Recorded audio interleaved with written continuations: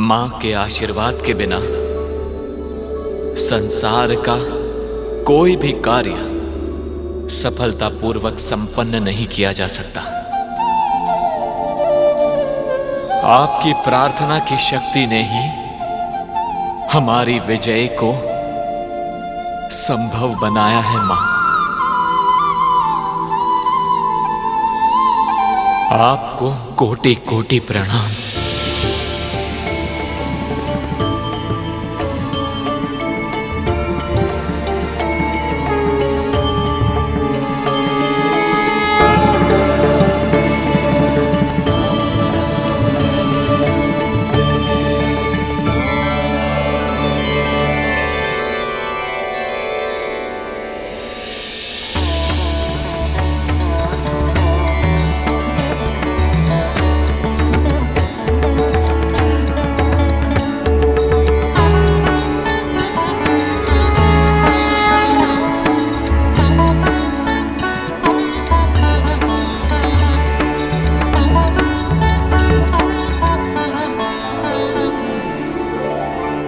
देवराज, स्वर्ग का सिंहासन आपकी प्रतीक्षा कर रहा है। राजकार्य का भार संभालकर संसार को सूचित कीजिए कि असुरों का अत्याचार अब समाप्त हो गया।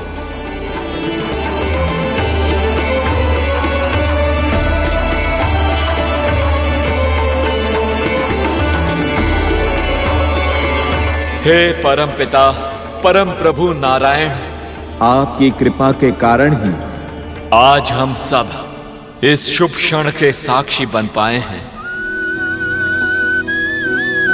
मैं देवराज इंद्र सभी देवताओं की ओर से आपको वचन देता हूं कि हम अपनी शक्ति का उपयोग सदा सर्वदा धर्म की रक्षा करने के लिए ही करेंगे।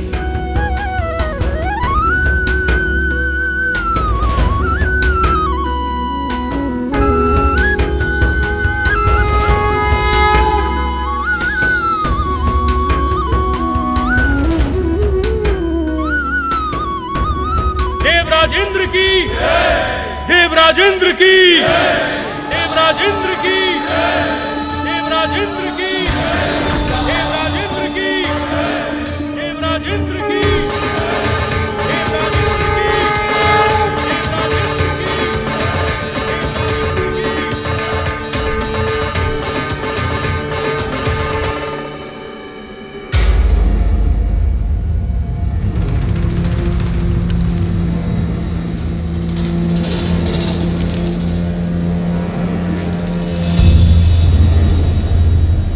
बलि,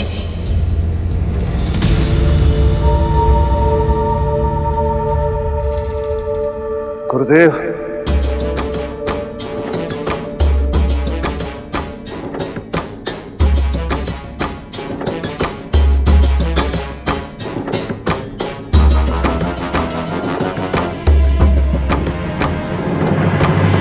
मैं तो आपसे क्षमा मांगने के योग्य भी नहीं रहा गुरुदेव।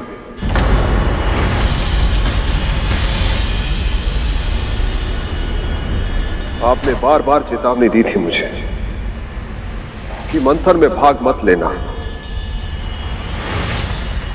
और मैंने आपके सुझाव नहीं माने।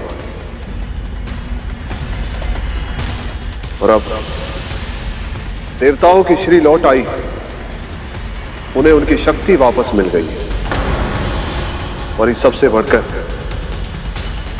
उन्हें मिल गया है अमृत।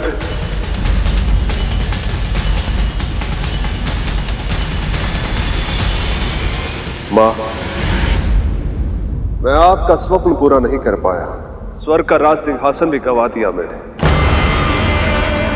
और इस सब में देवताओं के छल बल से अधिक योगदान मेरी मूर्खता का है। पुत्र,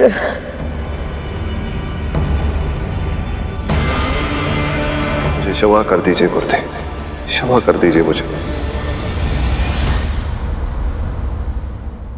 पराजय और प्रयास एक ही सिक्के के दो पहलू हैं महाराज। जिस व्यक्ति के अंदर प्रयास जीवित है, उसके लिए कोई भी पराजय अंतिम नहीं। यदि आप अब भी मेरी बातों को ध्यान से सुनें, मेरे सुझावों का पालन करें और मन, कर्म, वचन से अपने लक्ष्य के प्रति पूर्ण समर्पण रखें, तो मैं विजय श्री को फिर से आपका वरण करने के लिए विवश कर सकता हूं।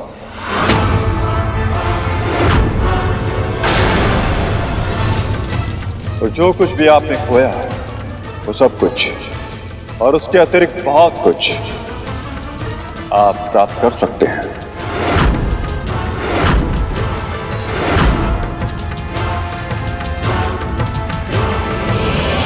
मैंने जो भूल की है उसे मैं फिर नहीं दोहराऊंगा गुरुदेव।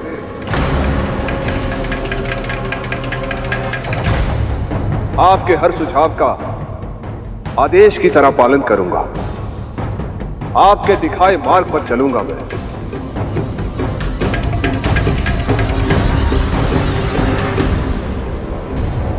असुरों को उनका अधिकार दिलवा कर रहूंगा मैं। महाराज बलि की, महाराज बलि की, महाराज बलि की, महाराज बलि की। प्रभु, माँ, न जाने मेरे मन में भावनाओं का ज्वार उमड़ रहा है। एक ओर तो मैं बहुत प्रसन्न हूं कि हमारा उद्देश्य सफल हुआ, परंतु दूसरी ओर मैं दुखी भी हूं कि अब हमारा कार्य समाप्त हो गया। प्रभु, मां सदैव कहती थी कि जिसका मन एक बार प्रभु विष्णु की भक्ति में रम जाए फिर और कहीं नहीं लगता। मां के इस कथन का अर्थ आज से पहले मैं कभी समझ नहीं पाया था प्रभु, परंतु अब वैकुंठ में रहते हुए यथासंभव आपकी सेवा करते हुए जिस आनंद का अनुभव मैंने किया है उसका वर्णन करना असंभव सा लगता है। एक और तो मुझे यह लगता है कि मैं अपने प्रभु को छोड़कर कहीं कभी ना जाऊं, परंतु तुरंत मेरा मन यह भी कहता है कि मैं अपनी मां को भी अकेले नहीं छोड़ सकता।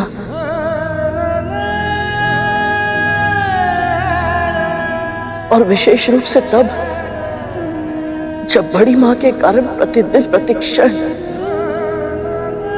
वो यातना और अपमान का जीवन जीने के लिए विवश है। भावनाओं का ज्वार केवल तुम्हारी नहीं, मेरे मन में भी उठ रहा है गुरु। जानती हूं तुम्हें अपनी मां के पास जाना आवश्यक है, किंतु तुम्हें यहां से भेजने का मेरा तनिक भी मन नहीं है।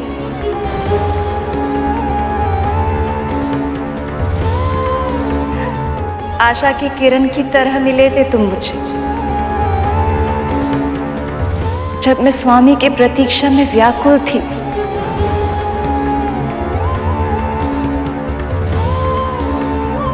तब मेरी आशा को सत्य में बदलने में तुमने तनिक भी कमी नहीं की थी। समुद्र मंथन जैसे विराट कार्य को सफल बनाने में तुम्हारा अद्भुत योगदान है करुण। देवी लक्ष्मी सत्य कह रही है गरुड़, पर स्मरण रहे जीवन में कभी कुछ भी स्थायी नहीं होता। आज देवी विंता को तुम्हारी आवश्यकता है, इसलिए तुम वैकुंठ और हमें छोड़कर जा रहे हो, पर शीघ्र ही हम फिर मिलेंगे।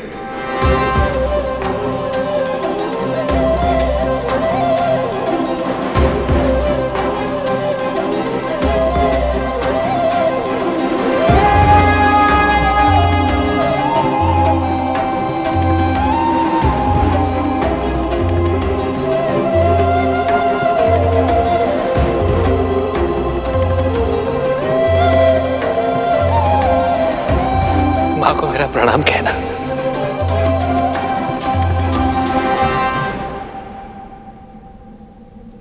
आज्ञा दीजिए प्रभु। मां,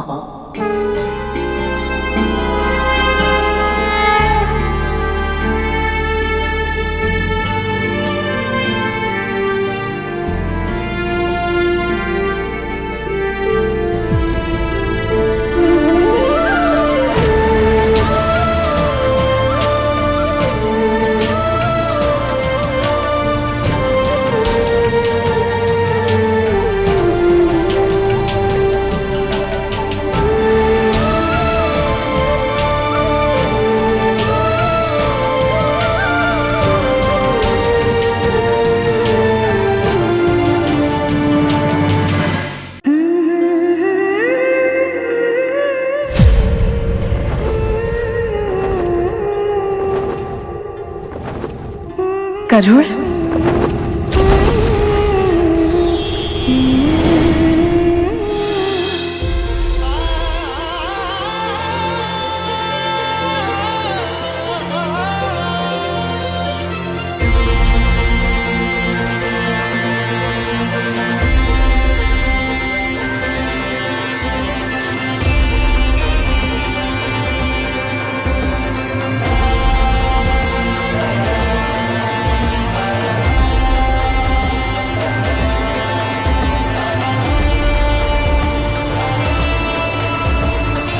माँ, क्या हुआ?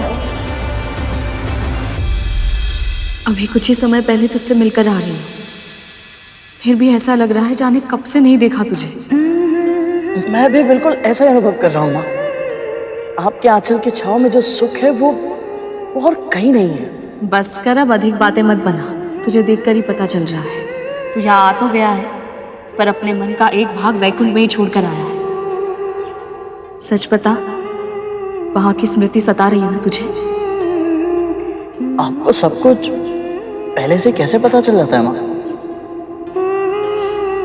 केवल मुझे ही नहीं, इस संसार की हर माँ को अपनी संतान की मन की दशा पहले ही पता चल जाती है।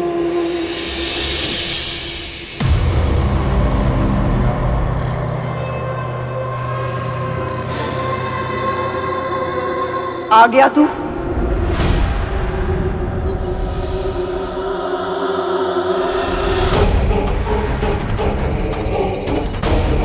प्रणाम महारानी। कहाँ है?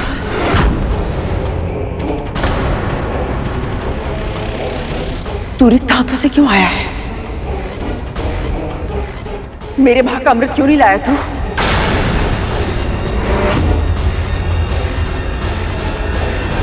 तेरी समक्ष देवताओं ने वचन दिया था ना, यदि वासुकी ने अमृत मंथन में सहायता की तो मेरे पुत्रों के भाग का अमृत उन्हें अवश्य मिलेगा। तो फिर अमृत कहाँ है?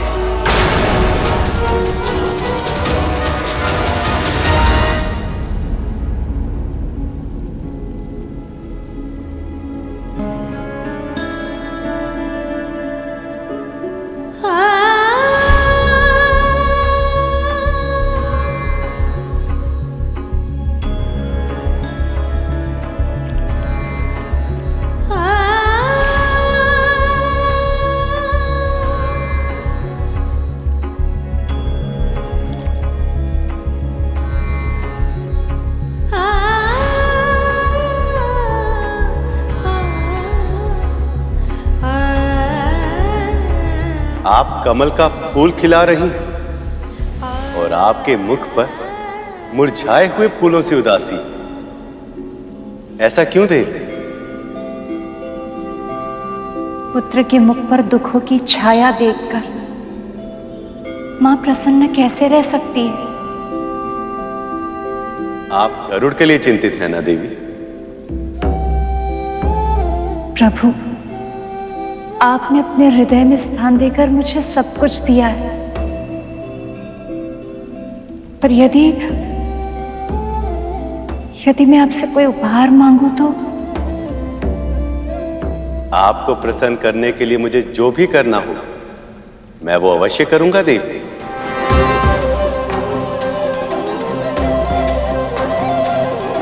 प्रभु, मैं विंता और गरुड़ को दुख में नहीं देख सकती।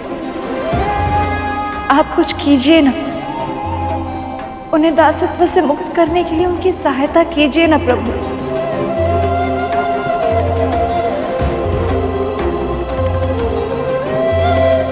प्रभु, आप मुस्कुरा क्यों रहे हैं? मौन क्यों है?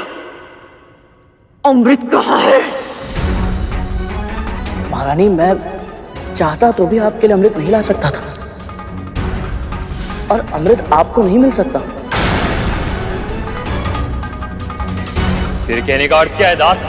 अमृत किसे मिलेगा किसे नहीं, इसका निर्णय केवल और केवल प्रभु विष्णु ही कर सकते हैं।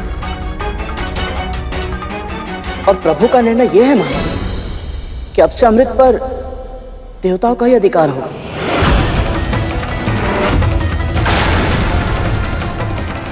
यहां तक कि असुरों को भी अमृत नहीं मिला है।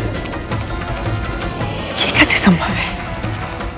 जब वासुकी को लेके जाना था तब देवताओं और असुरों दोनों ने सहमति दी थी कि मेरे पुत्रों में भी अमृत बांटा जाएगा। परंतु जो वस्तु उनकी थी ही नहीं, उसके लिए सहमति देने का अधिकार भी नहीं था उनके पास। उन्होंने आपको ऐसा वचन दिया था जो वो कभी पूरा नहीं कर सकते थे। यह निर्णय केवल और केवल श्री नारायण का ही है। पता है, जब राहु ने छल से देवताओं की पंक्तियों में बैठकर अमृत का पान किया तो प्रभु ने अपने सुदर्शन चक्र से उसका शीश धड़ से अलग कर दिया था। अमृत ग्रहण करने के बाद भी उसका जीवन मृत्यु से भी बुरा है। महारानी, मेरा सुझाव तो यही है कि आपको अमृत को भूलकर प्रभु के निर्णय को स्वीकार कर लेना चाहिए।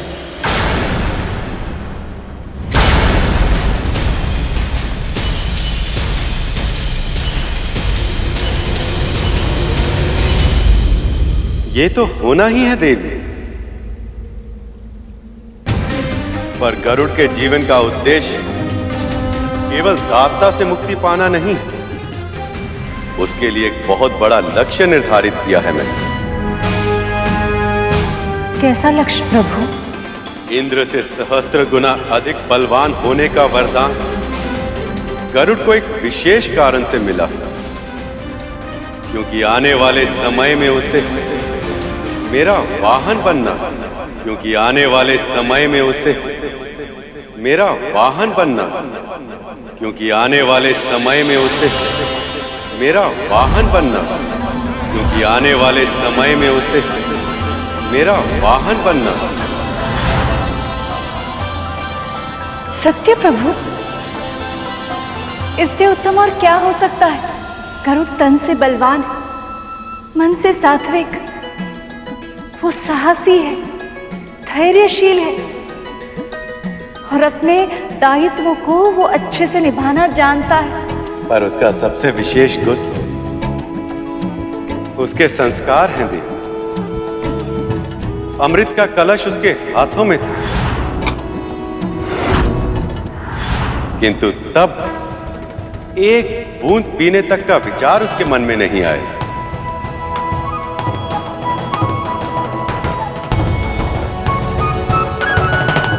प्रभु, हम किसकी प्रतीक्षा कर रहे हैं? चलिए ना, हम उन दोनों को ये सूचना दे देते हैं। गरुड़ और विंता ये बातें सुनकर कितनी प्रसन्न होंगी। ये इतना सरल नहीं है देवी। आप तो जानती हैं, मैं इस सृष्टि का पालनहार। ये संपूर्ण सृष्टि मेरे उदर में वास करती है, और ऐसे में अपनी पीठ पर मेरे भार का वहन करने के केवल शारीरिक शक्ति की ही नहीं, अपितु मानसिक और आध्यात्मिक शक्ति भी चाहिए। उसके लिए गरुड़ को सबसे पहले अपनी कुंडलिनी को जागृत करना होगा और अनेक परीक्षाओं में सफल होना होगा, और उसमें से पहली परीक्षा अमृत के प्रकट होने से ही आरंभ हो गई। बस गरुड़ को उसका आभास नहीं। गरुड़ की नियति है मेरा वाहन बनना, किंतु वो समय कब आएगा, इसका निर्णय ये परीक्षा तय करेगी।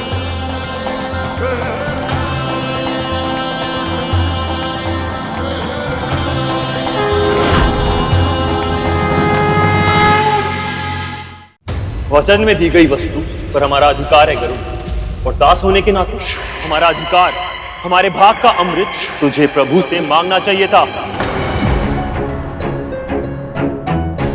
शेषनाग वासुकी, जब अपने ही पुत्रों ने अमृत ना मांगा हो तो इस पराये से क्या आस रखूं मैं? आप ऐसे क्यों बोल रही हैं दीदी? यदि नारायण ने अमृत देवताओं को देने का निर्णय किया है तो उसके पीछे कोई ठोस कारण अवश्य होंगे। हमारे लिए तो उनका आशीर्वाद ही पर्याप्त है। दूसरों की दया दृष्टि से कुछ भी मिल जाए उससे संतुष्ट हो जाना दासों के लिए उचित होता होगा दासी माँ, हमारे लिए नहीं। हमारी माँ ने हमें ऐसे संस्कार नहीं दिए। कोई हमारा अधिकार छीन ले और हम चुपचाप अत्याचार सहन कर लें। अमृत पर हमारा अधिकार है मां, और वो अधिकार हम लेकर रहेंगे। हाँ मां, जिस वस्तु का वचन दिया जा चुका उसे प्राप्त करना हर शूरवीर का धर्म होता है। जब अधिकार मां के ना मिले तो छीनना आवश्यक हो जाता है मां। परंतु अमृत देवताओं की सुरक्षा में है और उनसे युद्ध करना उचित नहीं होगा महारानी।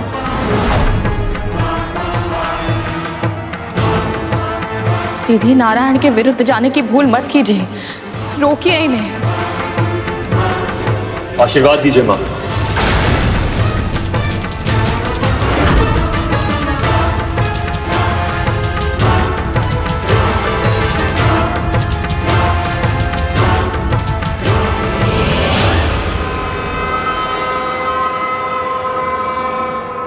खड्गेन आक्रम्य भुजिता वीर भोग्य वसुंधरा।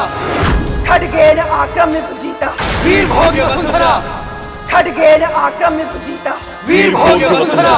खड्गेन आक्रम्य भुजिता वीर भोग्य वसुंधरा।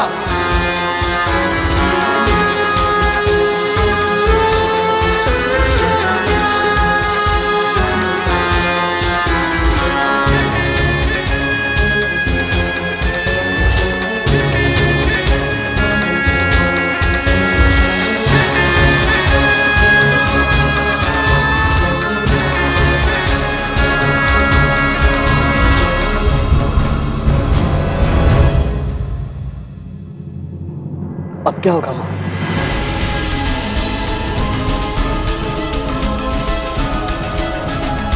प्रभु, पृथ्वी पर स्थिति सुधरते हुए दिखाई नहीं दे रही। कद्रू ने ना तो विवाह में कुछ सीखा और ना ही व्यक्तिगत अनुभव से। ये जानने के बाद भी कि राहु के साथ क्या हुआ, उसने अपने पुत्रों को अमृत छीनने के लिए भेज दिया। कद्रू को यदि उचित अनुचित का भेद ज्ञात होता तो विंता को इतने समय तक उसके पास दासी बनकर नहीं रहना पड़ता। कहते हैं ना देवी, विनाश काले विपरीत बुद्धि। पर प्रभु, जब तक कद्रू की आंखें नहीं खुलेंगी, विंता को दासत्व से मुक्ति नहीं मिलेगी। गुरु दत्तात्रेय ने कहा था, विंता की मुक्ति अमृत से जुड़ी हुई है। पर कैसे प्रभु? विधि के विधान का केवल अनुमान लगाकर उसे समझा नहीं जा सकता देवी। उसके अर्थ और उद्देश्य को तभी समझा जा सकता है जब जो होना वो हो गया। प्रभु, मैं इतनी प्रतीक्षा नहीं कर सकती, कुछ तो संकेत दीजिए। विधि अपना रूप आकार लेना आरंभ कर चुकी है। इसके परम चरण में मेरी सहायता है। बद्रिका आश्रम में तपस्या कर रहे मेरे अंशावतार नर और नारायण करें।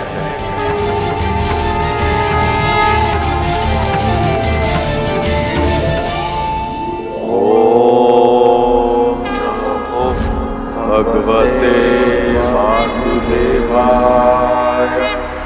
ओम नमो भगवते वासुदेवाय।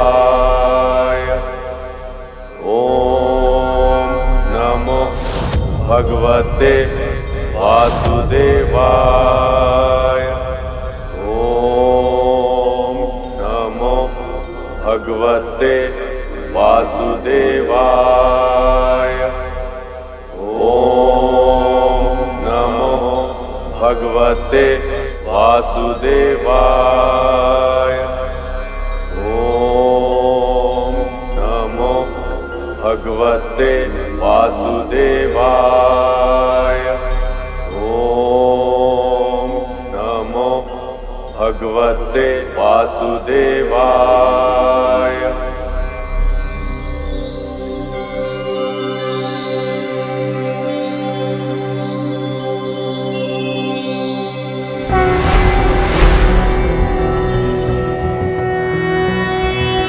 नमस्ते ब्रह्मरूपाय विष्णुरूपाय ते नमः।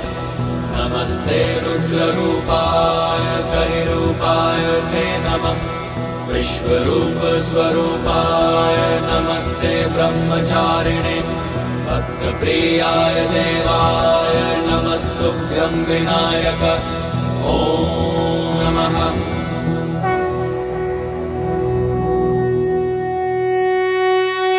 नर नारायण, गरुड़ के आध्यात्मिक उत्थान का समय आ गया।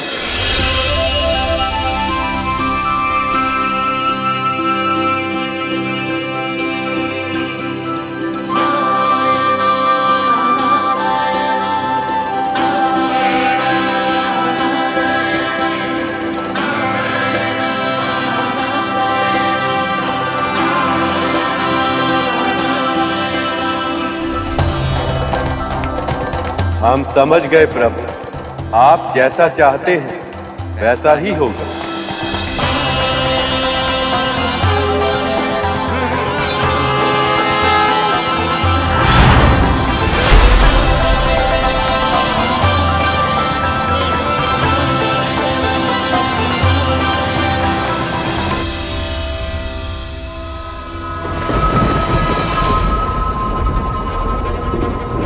कहाँ रह गए मेरे पुत्र? अभी तक आए क्यों नहीं?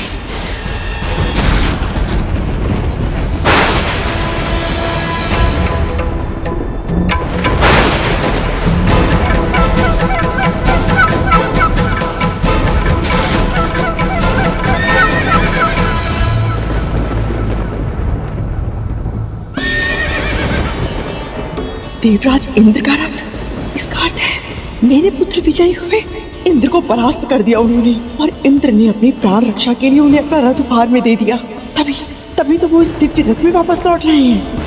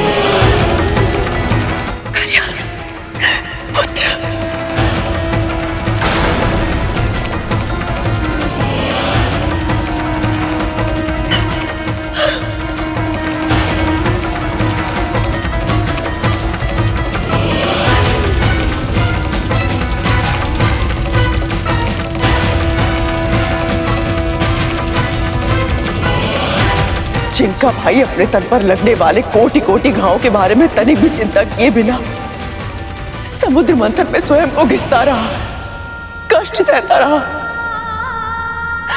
तुम देवताओं के लिए अमृत प्राप्त करने का साधन बन गया।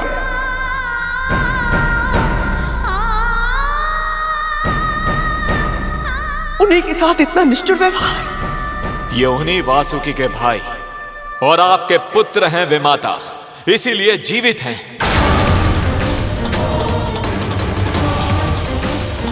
अन्यथा अमृत छीनने के दुस्साहस में मृत्यु दंड मिला होता इन्हें।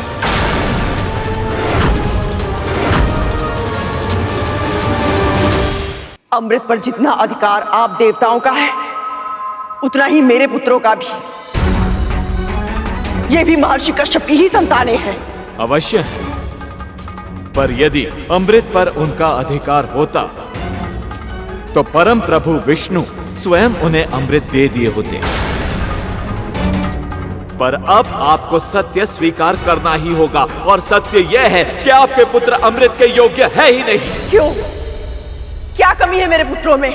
कमी? विमाता, जब स्नेह अधिक बढ़ जाए तो पांव में बेड़ी और आंखों पर पट्टी बन जाती है, और आपके साथ भी ऐसा ही हुआ है। माना मेरे नाग भाइयों ने अमृत के लालच में आकर देवराज पर आक्रमण करने की भूल की है, किंतु इन्हें बड़ी मां से इस प्रकार से बात नहीं करनी चाहिए।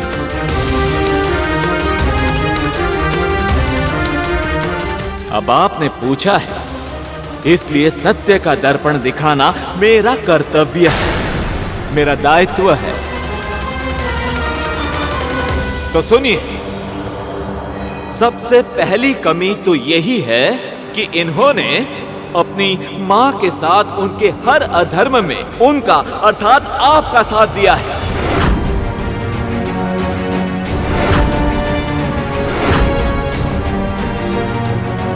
फिर चाहे वो अपनी विमाता देवी विंता को दासी बनाकर उनके साथ अपमानजनक व्यवहार करना हो, या फिर डिम के भीतर अपने भाइयों के प्राण लेने का प्रयास करना हो।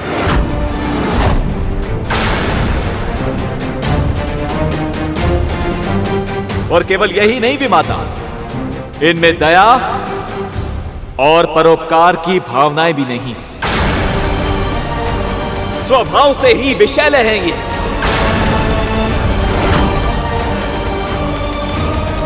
पर यदि अमृत पर इनका अधिकार हो गया तो पृथ्वी का संतुलन बिगड़ जाएगा, और मैं ये होने नहीं दूंगा विमाता।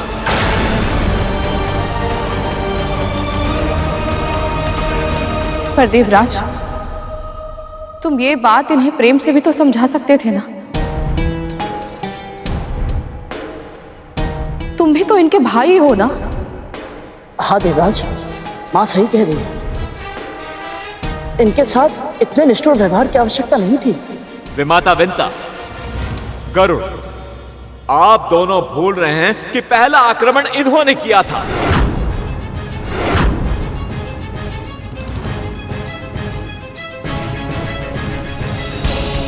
और ये बात भी सत्य है कि जिनकी मां बुद्धिमान ना हो, जो अपनी ही महत्वाकांक्षा के कारण धर्म और अधर्म पर भेद नहीं करती हो, उन्हें बातों से क्या,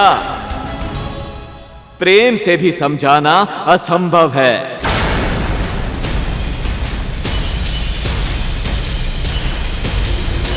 नियम के अनुसार मृत्यु दंड मिलना चाहिए इन्हें, पर मैंने इनके प्राण दान में दिए हैं। ये दया नहीं है तो और क्या है विमाता?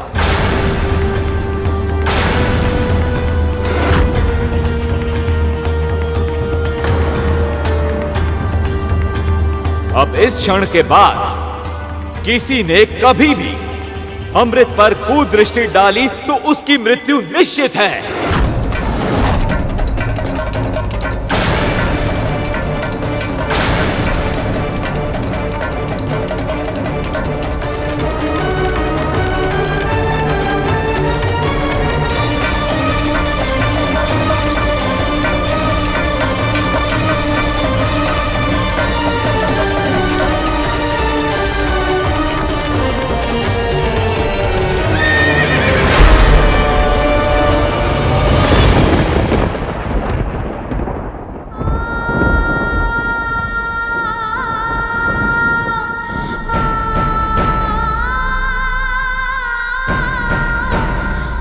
स्वयं को संभालिए दीदी,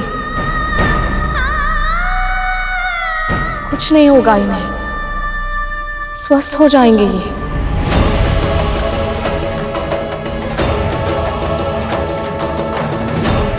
मां ने इन्हें रोका भी था कि प्रभु विष्णु की इच्छा के बिना अमृत ग्रहण करना इन सबों के लिए उचित नहीं होगा। यदि ये तब समझ जाते तो ये दशा नहीं होती।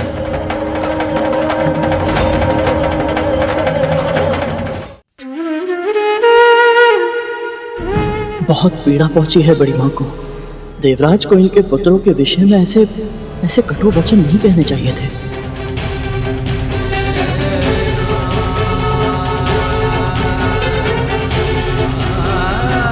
सबसे पहली कमी तो यही है कि इन्होंने इनकी मां के साथ उनके हर अधर्म में उनका अर्थात आपका साथ दिया है।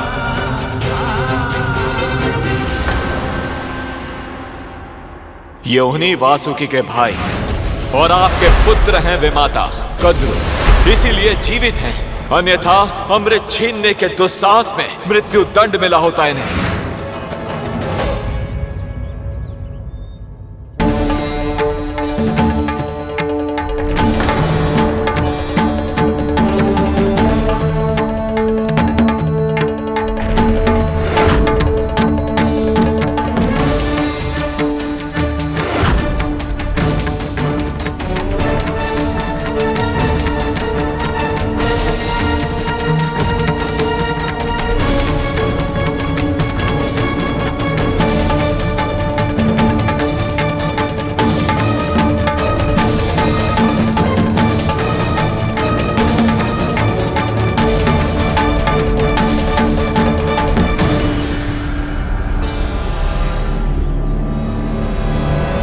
स्वभाव से ही विषैले हैं ये, पर यदि अमृत पर इनका अधिकार हो गया तो पृथ्वी का संतुलन बिगड़ जाएगा और मैं ये होने नहीं दूंगा विमाता।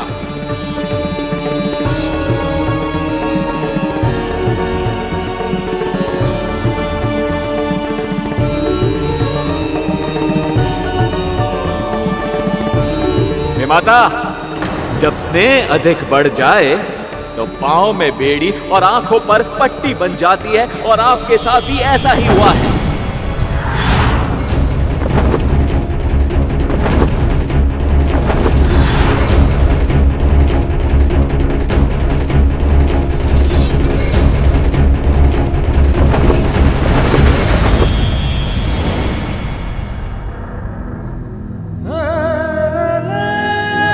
अमृत पर इनका उतना ही अधिकार है जितना तुम देवताओं का है।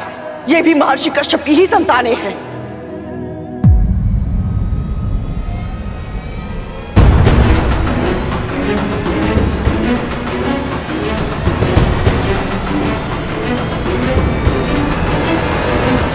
मैं जहां जहां जा रहा हूं ये दोनों मुझे वहां दिख रहे हैं, और ये मुझे इस प्रकार क्यों देख रहे हैं?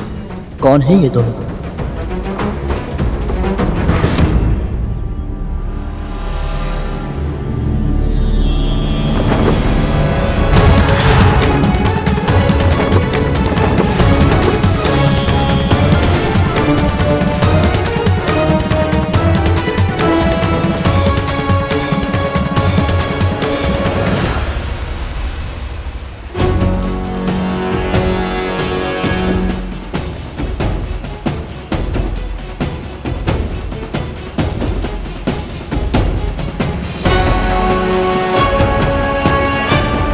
ये अवश्य ही कोई देव आत्मा होगी। ये मुझे हर जगह दिख रहे हैं और इनके दर्शन से मन में शांति का अनुभव हो रहा है।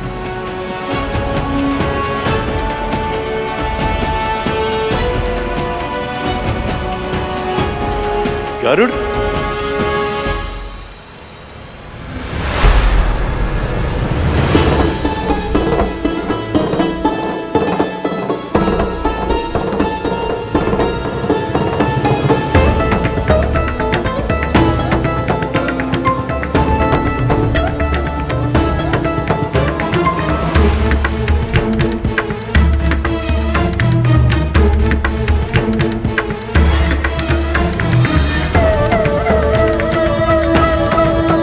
आप दोनों कौन हैं?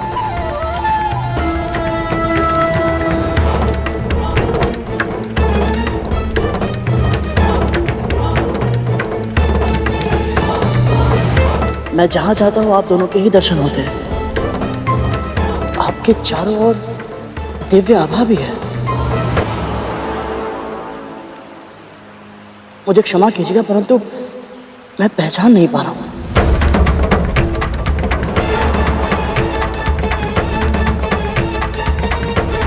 मैं नर हूं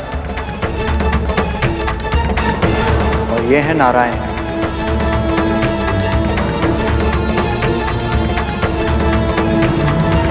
हम दोनों परम प्रभु विष्णु के अंशावतार।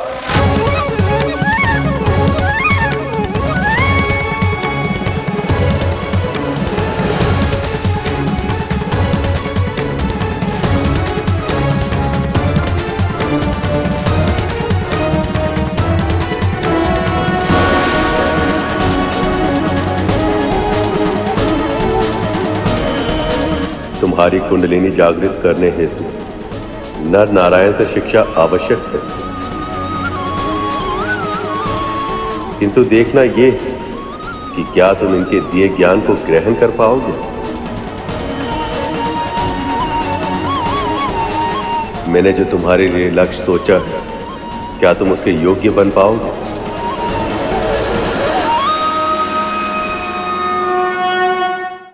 प्रणाम स्वीकार करें देव, और मुझ जड़ बुद्धि को क्षमा भी कीजिएगा। मैं आपके भेद को पहचान नहीं पाया, परंतु मैं इतना अवश्य जानता हूं कि आपके दर्शन करने का सौभाग्य मुझे अकारण ही नहीं मिला। बताइए क्या आज्ञा है मेरे लिए। सचमुच तुम तीव्र बुद्धि के स्वामी हो गरुड़। तुम चतुर, साहसी हो, धर्म का पालन करने वाले और संस्कारी भी हो। इनके अतिरिक्त भी कई गुण हैं तुम। हम उन्हीं गुणों को निखारने के लिए आए, तुम्हें योग्य बनाने के लिए आए।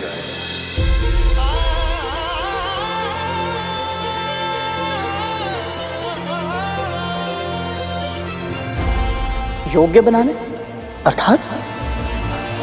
हाँ, तुम जिनकी कल्पना तक नहीं कर सकते ऐसे महत्वपूर्ण कार्य करना, विशेष उपलब्धियां प्राप्त करना, ये तुम्हारी नियति है गरुड़। परंतु नियति तभी प्राप्त की जा सकती है जब तुम उसके योग्य बनो।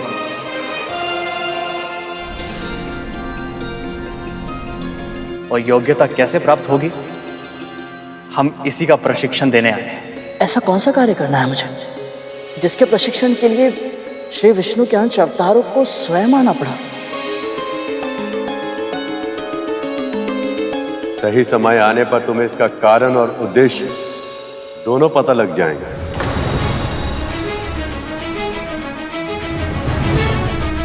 किंतु अभी हम तुमसे यह जानना चाहते हैं कि क्या तुम मन से, कर्म से और वचन से इस प्रशिक्षण को प्राप्त करने के लिए तैयार हो?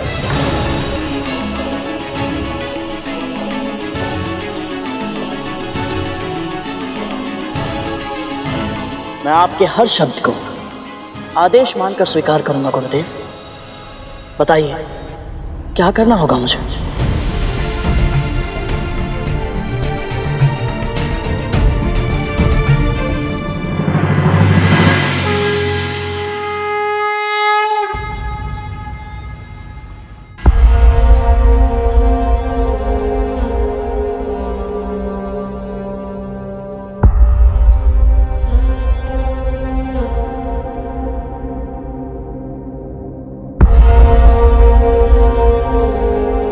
दीदी ले। कब तक विंता, कब तक? कब तक मेरे पुत्र यूं ही युद्ध में पराजित होते रहेंगे और चोटिल होते रहेंगे? ये औषधि इनके तन के घाव को तो ठीक कर देगी, किंतु मेरे मन पे जो आघात लगा है उसे कौन ठीक करेगा?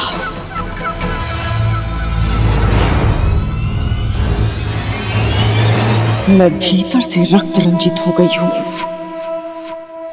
उसकी पीड़ा कैसे ठीक होगी? कैसे विंता, कैसे? दीदी जो नहीं मिला है उसके बारे में सोचकर स्वयं को दुखी क्यों कर रही है?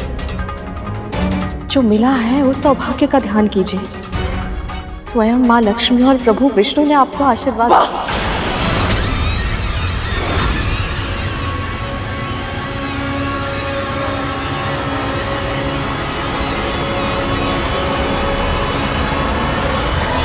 पर दीदी,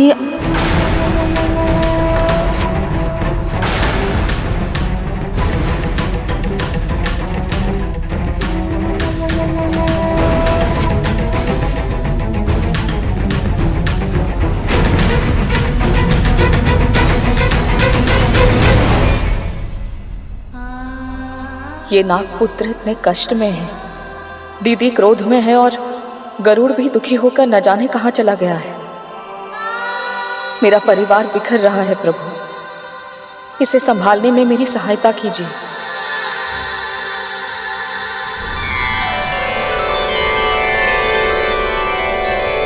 ओम आदित्याय विद्महे सहस्रकिरण्य धीमहि तन्नो सूर्य प्रचोदयात्। ओम।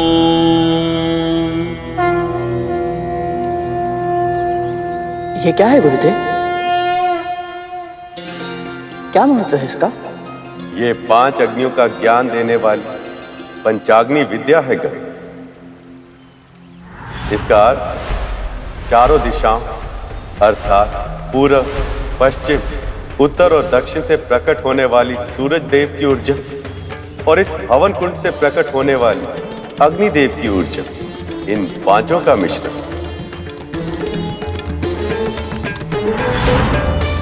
इससे साधक के अंतर्निहित शक्ति के प्रकटीकरण की प्रक्रिया आरंभ होती है। या ऐसे भी कहा जा सकता है कि यह विद्या साधक के आत्मिक विकास की नींव है। इस संसार में आत्मा जन्म लेती है और नियत जीवन व्यतीत करके मरण को प्राप्त हो जाती है। ऐसा चक्र सदैव चलता रहता है, निरंतर। ऐसा कैसे होता है, क्यों होता है और इस चक्र से व्यक्ति को मुक्ति कैसे मिल सकती है, ये सब ज्ञान पंचाग्नि विद्या से मिल सकता है। मैं कुछ समझा नहीं गुरुदेव।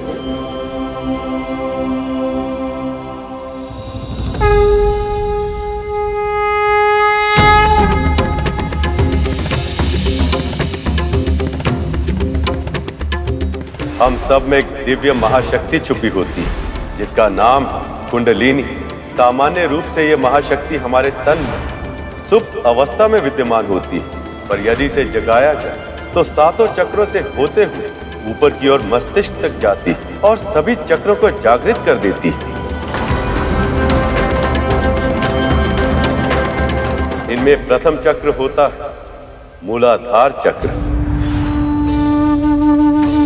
मेरुदंड के मूल में स्थित इस चक्र को जब जागृत किया जाता है तो विभिन्न चुनौतियों का सामना करने की हमारी क्षमता में अद्भुत आत्मविश्वास का अनुभव होता है। ऐसा लगता है जैसे हम अपने दोनों पांवों पर पूरी दृढ़ता से खड़े होने में सक्षम हैं। पर जब ये अवरुद्ध तो हमें संकट का आभास होता है। ऐसा लगता है जैसे हम अस्थिर भूमि पर खड़े हैं और कभी भी गिर सकते हैं।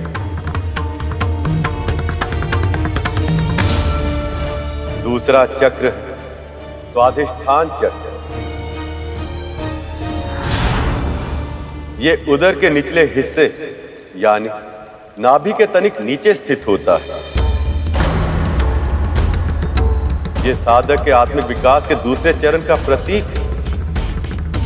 हम अपनी और अन्य व्यक्तियों की भावनाओं के साथ कैसे जुड़ते हैं, इसे समझने में ये चक्र हमारी सहायता करता है। तीसरा चक्र मणिपुर चक्र।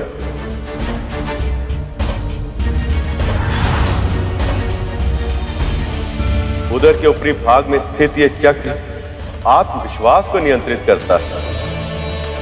जब साधक की कुंडलिनी मणिपुर चक्र तक पहुंच जाती है तो उसे स्पष्टता, आनंद, ज्ञान, बुद्धि, विवेक और सही निर्णय लेने की योग्यता अपने आप प्राप्त हो जाती है। चौथा चक्र अनाहत चक्र।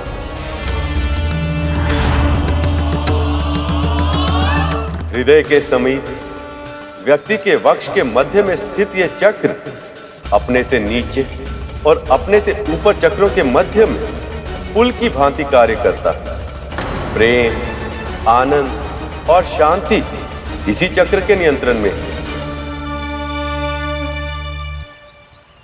पांचवा चक्र है विशुद्ध चक्र।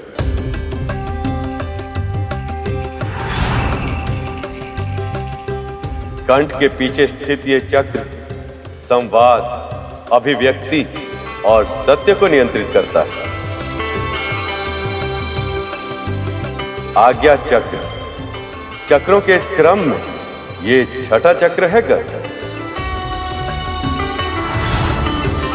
कुछ व्यक्ति इसे साधक की तीसरी आंख भी कहते हैं, क्योंकि ये आत्मा की आंख की तरह कार्य करता है।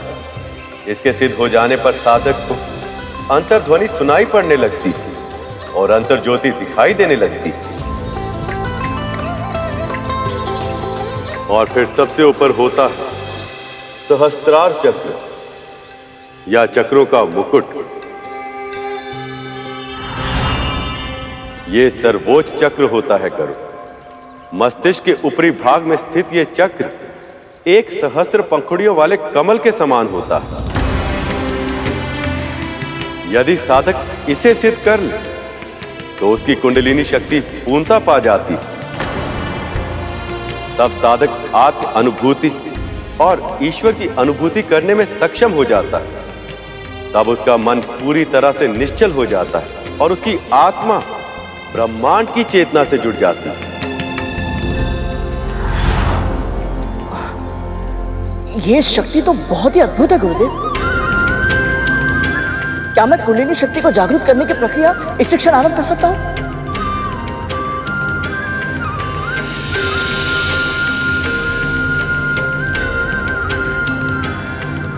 ये प्रक्रिया आसान नहीं है गरुड़। तुम्हें इस साधना में अपने आप को पूरी तरह से समर्पित करना होगा। मैं वचन देता हूं गुरुदेव, मैं आपके सभी निर्देशों का पूरी तरह से पालन करूंगा।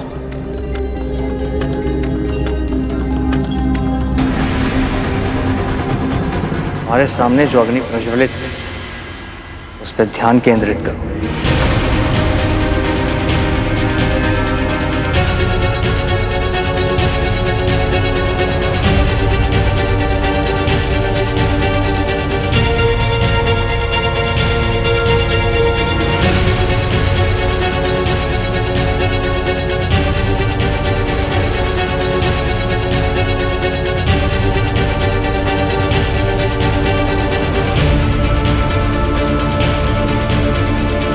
यह अभ्यास तुम्हारी कुंडलिनी शक्ति को जागृत करने हेतु आवश्यक है। कोई भी विद्या ग्रहण करने के लिए मन तथा मस्तिष्क को एकाग्रित करना आवश्यक है।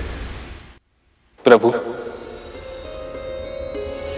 गरुड़ को गुरु की सहायता अवश्य मिली, पर क्या सच में वो अपनी कुंडलिनी जागृत कर पाएगा? क्यों नहीं शेष? इतनी छोटी आयु में गरुड़ ने इतनी सारी उपलब्धियां प्राप्त की है। यदि मन और मस्तिष्क में ठान ले तो वो अवश्य सफल होगा। यह कहना सरल है देवी, पर करना कठिन, बहुत कठिन।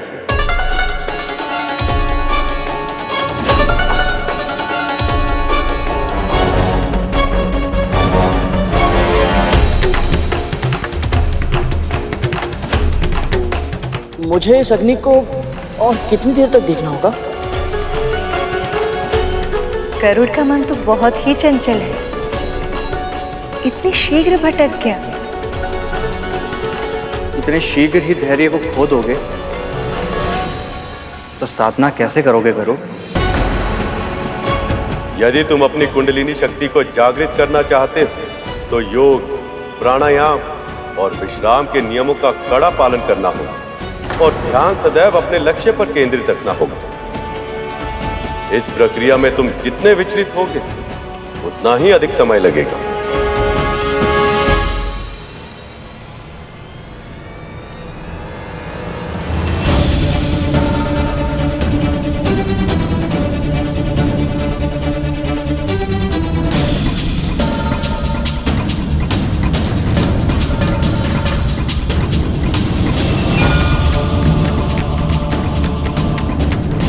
यदि गरुड़ इस प्रथम चरण को ही पार न कर सका तो ये अपने जीवन का लक्ष्य कैसे प्राप्त कर लेगा?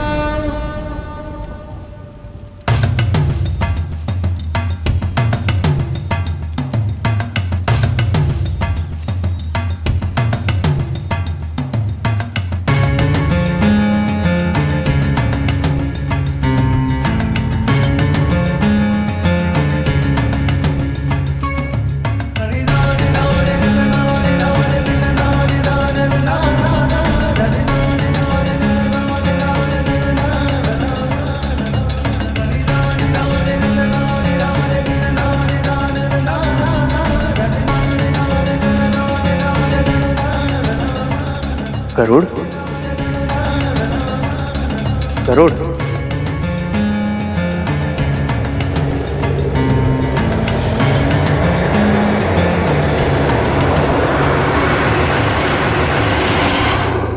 पूरी रात बीत गई है, गरुड़ अभी तक लौटा क्यों नहीं? ओम नमो भगवते वासुदेवाय। ओम नमो भगवते वासुदेवाय। ओम नमो भगवते वासुदेवाय। ओम नमो भगवते। गरुड़ स्वयं को आपके चरणों में समर्पित कर रहा है प्रभु। अब मुझे उसकी चिंता नहीं है, आप उसके मन को अवश्य शांत करेंगे।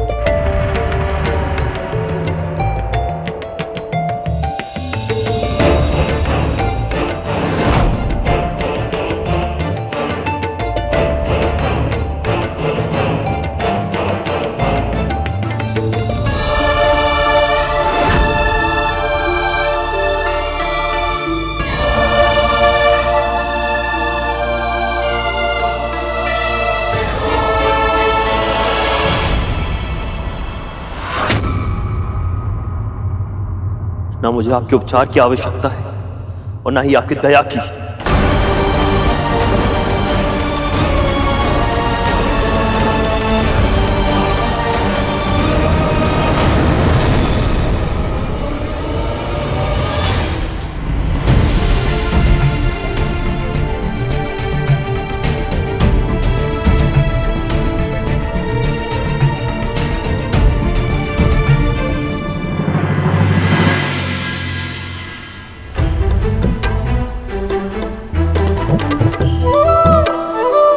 अद्भुत, यहाँ भगवान सो रहे और वहां उनका भक्त। योग निद्रा का भी अपना ही महत्व है देव। जितना परिश्रम आवश्यक है उतना ही विश्राम। परंतु प्रभु, पर मैं ये नहीं समझ पा रहा हूं प्रभु कि केवल गरुड़ ही नहीं, ध्यान की अवस्था में जाना लगभग सभी के लिए इतना कठिन क्यों होता है? कभी मस्तिष्क भटक जाता है तो कभी मन, और जब दोनों नियंत्रण में आ जाते हैं तो नींद आ जाती है। ऐसा क्यों होता है प्रभु? क्योंकि शेष, जब तन स्थिर होता तब मन विचरण करने लगता, और जब तन और मन दोनों स्थिर होते तो अवचेतन मन गतिशील हो जाता। शेष, यह अवचेतन मन तभी सक्रिय होता है जब हम स्वप्न देखते हैं। इसलिए आरंभ में सभी को नींद आती है, पर इस नींद में जब कोई स्वप्न आता है तो जब तक वह स्वप्न साकार नहीं हो जाता, नींद नहीं आती।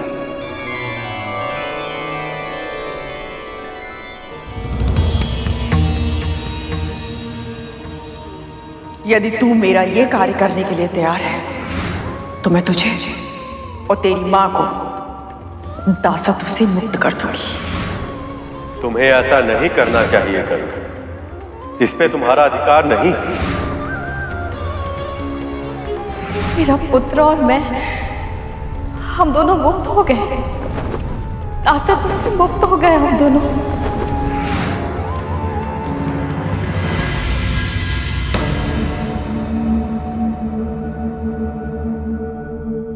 स्वप्न देख रहा था मैं, और इस स्वप्न को सत्य में परिवर्तित करके रहूंगा मैं।